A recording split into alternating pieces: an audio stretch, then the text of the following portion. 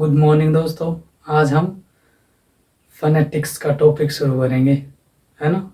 तो फनेटिक्स होता क्या है, फनेटिक्स में क्या क्या शामिल होता है, फनेटिक्स में कौन कौन से एस्पेक्ट हैं जिन्हें जो फनेटिक्स के अंतर्गत आते हैं, तो उनका अध्ययन आज से शुरू करेंगे। और ये 9-10 वीडियो के अंतर्गत आ जाएगा, जो 5-6 घंटे का होगा शायद, जहाँ तक कम भी हो सकता है, ज़्यादा भी हो सकता है, लेकिन इतना ही होगा, इससे ज़्यादा नहीं होगा, ज़्यादा का नहीं होगा टॉपिक। तो आज तो फनेटिक्स के बारे में पढ़ेंगे। तो फनेटिक्स होता क्या है? फनेटिक्स फनेटिक्स का अर्थ होता है ध्वनि विज्ञान। हिंदी में हम फनेटिक्स को बोलते हैं ध्वनि विज्ञान। ध्वनि विज्ञान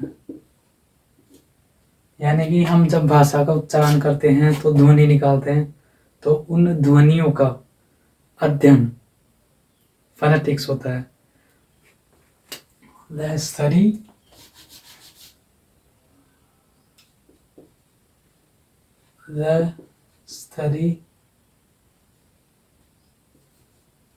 study of speech sounds and how they are produced.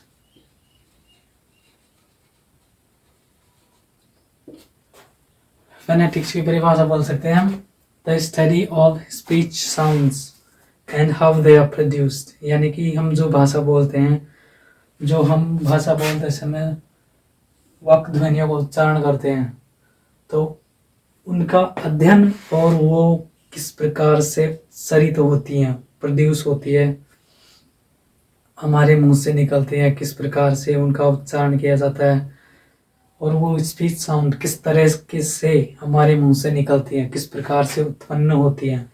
तो इसका अध्ययन फनेटिक्स कहलाता है ना। फनेटिक्स का हिंदी में अर्थ हो जाता है ध्वनि विज्ञान, यानी कि ध्वनि विज्ञान, ध्वनियों का अध्ययन, भाषा में प्रयोग होने वाली ध्वनियों का अध्ययन हो जाता है फनेटिक्स। तो अब प्रश्न उठता है कि फनेटिक्स का अध्ययन अंग्रेजी में किया जाता है या किसी और भाषा में भी किया जा सकता है। तो देखो, हमारी भाषा हिंदी है, तो हिंदी में क्या होता है, हिंदी में फनेटिक्स का अध्ययन हम करते हैं, लेकिन जिस प्रकार से अंग्रेजी में हम फनेटिक्स का अध्ययन करते हैं उस प्रकार से नहीं करते। थोड़ा थोड़ा उसी से सिमिलर है, लेकिन क्या है कि अंग्रेजी में फनेटिक्स, इंग्लिश में फनेटिक्स, अलग तरीके से फनेटिक्स का अध्ययन किया जाता है।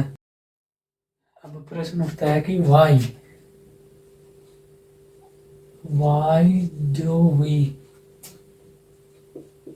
स्टडी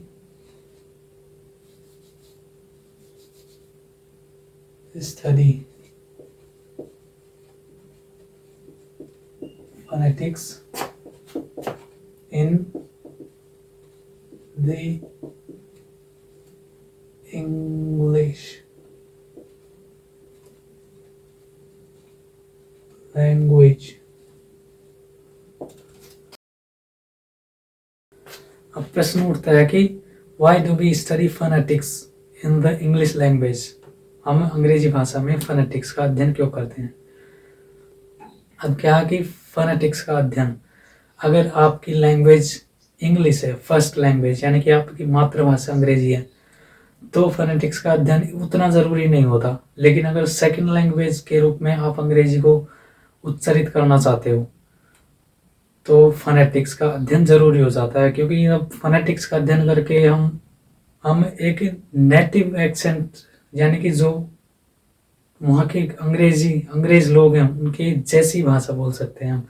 जैसे एक्सेंट में जैसे अंग्रेज बोलते हैं वैसे अंग्रेजी बोल सकते हैं। अब हमारा इंडियन एक्सेंट अलग होता है, ब्रिटिश एक्सेंट अलग होता है, तो ब्रिटिश एक्सेंट के लिए ये ज़रूरी हो जाता है फनेटिक्स का अध्ययन, अगर आप अंग्रेजी का अध्ययन सेकंड लैंग्वेज के रूप में कर रहे हो तो देखो, हिंदी में और इंग्लिश में मैं आपको थोड़ा सा अंतर करके बताऊंगा कि अंग्रेजी और हिंदी में अंतर क्या होता है उच्चारण में। जैसे अंग्रेजी में ए ई, आई, ओ और यू, 5 वावल साउंड होते हैं। और हिंदी में होते हैं ए, आ, ई, जितने भी होते हैं 11 साउंड होते हैं, 11, है ना, 11 वावल साउंड।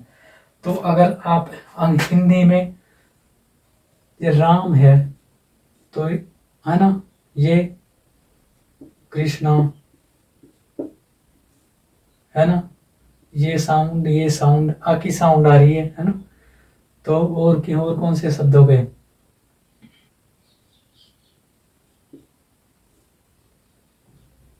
और शब्द हो गए, पापा हो गया और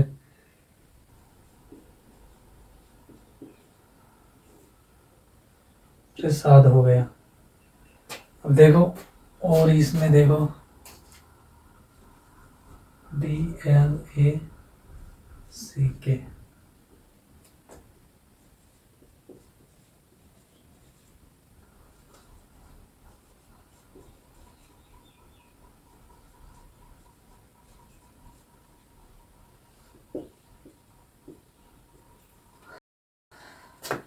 अब देखो अंग्रेजी में AEIOU, ये 5 वावल अल्फाबेट है ना, 5 वावल अल्फाबेट हैं। और हिंदी में वो 11 होते हैं। ए आ ई हो गया, ई हो गया, है ना, ऊ हो गया। तो ये सारे, ये अंग्रेजी के वावल हो गए, ये हिंदी के वावल हो गए। अब हिंदी में तो क्या है, जैसा जैसा शब्द लिखा जाता है वैसे ही उसमें मात्रा लगा दी जाती है। जैसे राम में आ की मात्रा है, आ हो गया। कृष्णा में आ की मात्रा है, ये वाली, तो ये आ हो गया। पापा में ये आ की ध्वनि हो रही है। और प्रसाद में सा जो ये है, इसमें आ की ध्वनि है। अब हिंदी में तो क्या होता है, जैसा ये स्वर है वैसा ही उसका, चाहे किसी भी शब्द में लगा दो तो उसका उच्चारण वो ही होगा। जैसे हम आ बोल रहे हैं तो इसमें आ की ध्वनि आएगी, राम, इसमें कृष्णा, है ना, इसमें पा आ की ध्वनि, इसमें प्रसाद, है ना, सा की ध्वनि आ रही है, आ की ध्वनि आ रही है। यानी कि इस ध्वनि से मिलकर इस ध्वनि को किसी भी अक्षर में लगा दो, उसकी वही ध्वनि उत्पन्न होगी इस स्वर की। तो अब इनका उच्चारण हिंदी के वावल अल्फाबेट के अनुसार नहीं होगा। अभी इसमें देखो ए ए ए, अब ये है, हम ए बोलते हैं, उसमें आ बोलते हैं तो आ बोलते हैं तो आ हो गया। लेकिन हम इसमें ए बोलते हैं, लेकिन इसका उच्चारण यहाँ पर तो क्या हो जाएगा, ये हो जाएगा ब्लैक, ये वाली, है ना, जैसे ये वाले ए, ब्लैक, ब्लैक हो गया। इसमें तो उच्चारण क्या हो गया, ए, इसमें क्या हो गया, अलोन, ये उच्चारण हो गया, ए हो गया, ए का उच्चारण। और इसमें ए का उच्चारण हो गया बेक, यानी कि ए और ई, ये उच्चारण हो गया, ये उच्चारण हो गया इसका, ए ई, बेक, बेक। इसमें ए का क्या उच्चारण हो गया, बाक, आओ आ हो गया इसमें। अब ये आर क्या है, साइलेंट है, यहाँ पर आर साइलेंट है, ये अंग्रेजी भाषा में होता है साइलेंट अक्षर। तो अब यहाँ इस ए का सेम, ए का उच्चारण एक ही स्वर है, लेकिन इसका उच्चारण अलग अलग जगह अलग अलग हो जाता है शब्द में, उस एक ही स्थिति के अनुसार। यानी कि इन वावल अल्फाबेट की स्थिति के अनुसार इनका उच्चारण अलग अलग हो जाता है। लेकिन हिंदी में क्या होता है, हमारे हिंदी में एक जैसा ही होता है, चाहे कोई सा भी वावल साउंड ले लो और उससे शब्द बना दो, उसका उच्चारण वो का वही होगा, उसमें कोई परिवर्तन नहीं होगा।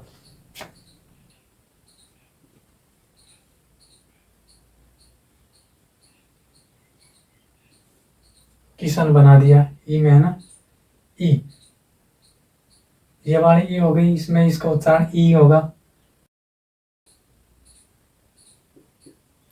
सामाजिक में, इसमें भी ई का, छोटी ई का उच्चारण ई होगा।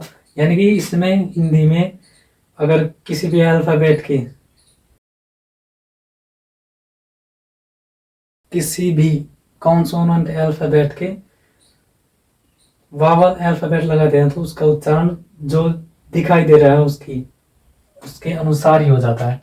लेकिन अंग्रेजी में ऐसा नहीं होता है। अंग्रेजी में हर एक वावल अल्फाबेट की शब्द में उसकी स्थिति के अनुसार उसके उच्चारण में परिवर्तन हो जाता है। तो इसीलिए हमें अंग्रेजी में फोनेटिक्स का अध्ययन ज़्यादा महत्वपूर्ण लगता है, ज़्यादा महत्वपूर्ण होता है अगर हमारी लैंग्वेज सेकंड लैंग्वेज है अंग्रेजी। तो अगर फर्स्ट लैंग्वेज है तो फर्स्ट लैंग्वेज में तो हम क्या सीखते हैं, धीरे धीरे से हमारी मेमोरी में फीड हो जाता है। वो जो कुछ भी हम पढ़ते हैं उसी भाषा में पढ़ते हैं, उसी भाषा में लिखते हैं, तो हमारी हैबिट में हो जाता है। तो हम बिना फोनेटिक्स के भी अंग्रेजी भाषा बोलना लिखना सीख जाते हैं अगर अंग्रेजी भाषा हमारी फर्स्ट लैंग्वेज है, मदर टंग है। अगर मदर टंग नहीं है तो फोनेटिक्स का अध्ययन ज़्यादा नेसेसरी हो जाता है। IPA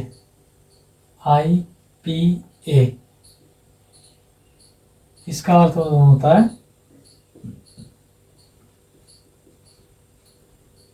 international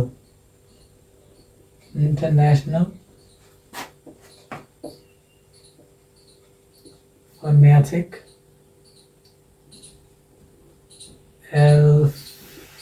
alphabet. इसका फुल फॉर्म हो जाता है इंटरनेशनल फोनेटिक अल्फाबेट। यानी कि जब फोनेटिक्स का हम अध्ययन करते हैं तो उसमें एक निश्चित चिन्ह होते हैं, निश्चित सिंबल होते हैं, उनका अध्ययन किया जाता है। तो उन सभी चिन्हों को बोलते हैं इंटरनेशनल फोनेटिक अल्फाबेट। यानी कि आप किसी भी भाषा को उन चिन्हों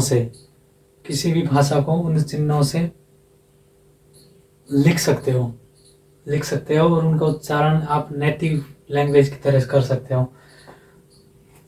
इंटरनेशनल फोनेटिक अल्फाबेट है ना, तो इंटरनेशनल फोनेटिक अल्फाबेट का एक और नाम हो जाता है इंटरनेशनल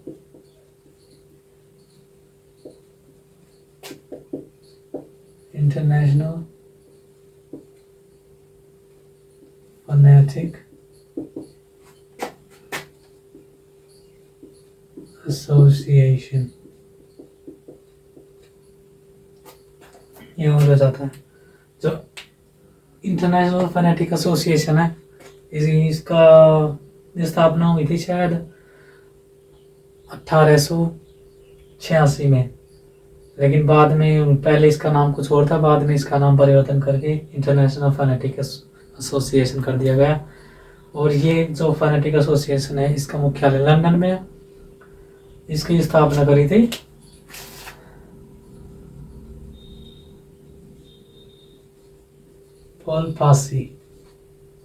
पॉल एडवर्ड फासी है ना, पॉल एडवर्ड फासी ने इसकी स्थापना करी थी 1886 में। और ये जो लंदन में इसका मुख्यालय है यहाँ का, तो ये एसोसिएशन इंटरनेशनल फोनेटिक अल्फाबेट को जारी करती है। अब इस समय में वैसे तो धीरे धीरे इसका विकास हुआ है इंटरनेशनल फोनेटिक अल्फाबेट का ऊपर वाले का इंटरनेशनल फोनेटिक अल्फाबेट धीरे धीरे विकास होता गया। तो 1886 में इसकी एसोसिएशन की स्थापना करी पॉल ने। तो उसके बाद से ही इसका जो फोनेटिक अल्फाबेट सिस्टम है, फोनेटिक अल्फाबेट जारी करती है जो ये एसोसिएशन, तो वो ज़्यादा अधिक मान्य है। ये 1886 में इसकी स्थापना है ना। फाउंडर इसका ये कंपनी के रूप में काम करती है। ये इंटरनेशनल फोनेटिक एसोसिएशन एक कंपनी के रूप में काम करती है लंदन में, जो पॉल एडवर्ड फासी के द्वारा स्थापित करी गई थी 1886 में। तो ये महत्वपूर्ण है इंटरनेशनल फोनेटिक अल्फाबेट। इसका पूरा नाम पूछ लिया जाता है परीक्षा में, तो इसके दो नाम हो जाते हैं, इंटरनेशनल फोनेटिक एसोसिएशन और इंटरनेशनल फोनेटिक अल्फाबेट। तो ये दोनों दोनों ही ध्यान रखते हैं। ये मैं ना इंटरनेशनल फोनेटिक अल्फाबेट IPA का पूरा नाम। What is the form of IPA? तो IPA इंटरनेशनल फोनेटिक एसोसिएशन जो फोनेटिक अल्फाबेट जारी करती है, वो सारी भाषाओं के लिए करती है, लेकिन अंग्रेजी में केवल उन जो जितने भी सिंबल हैं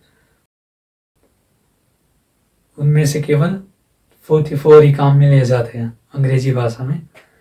तो IPA का जो फोनेटिक चार्ट है मैं लगा दूंगा स्क्रीन पर, आ रहा होगा अब तुम्हारी स्क्रीन पर, तो इसको देख लेना ऊपर ऊपर से, ज़्यादा गहराई से देखने की ज़रूरत नहीं है। तो ये फोनेटिक IPA का फोनेटिक चार्ट है।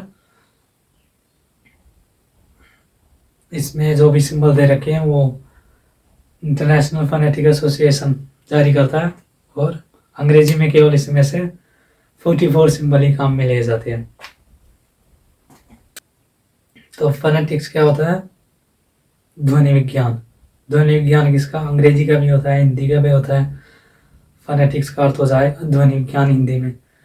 ध्वनि विज्ञान हम किसका अध्ययन करते हैं? इसमें किसी भी भाषा में बोले जाने वाली ध्वनियों का, चाहे वो स्वर हो, चाहे व्यंजन हो, चाहे वो वावल हो या कॉन्सोनेंट हो, तो उनका अध्ययन किया जाता है।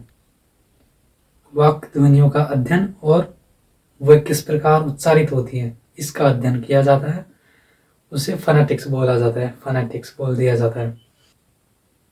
जब हमें अंग्रेजी भाषा सेकंड लैंग्वेज के रूप में सिखाई जाती है तो फोनेटिक्स का अध्ययन ज़्यादा अधिक जरूरी हो जाता है, ताकि हम नेटिव स्पीकर्स की तरह, जो वहाँ के अंग्रेज लोग हैं उनके जैसे ही अंग्रेजी बोल सकें।